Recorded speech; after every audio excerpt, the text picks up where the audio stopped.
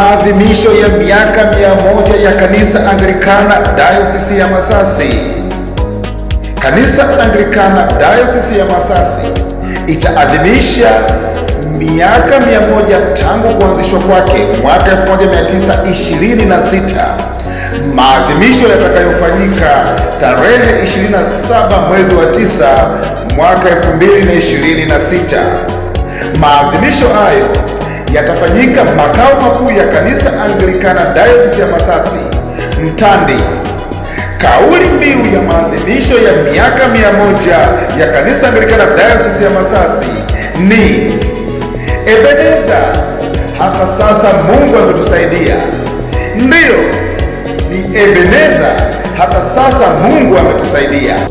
Katika miaka 100 hii, kanisa limeweza kutoa huduma za kiroho, afya, elimu na huduma nyingine nyingi za kijamii.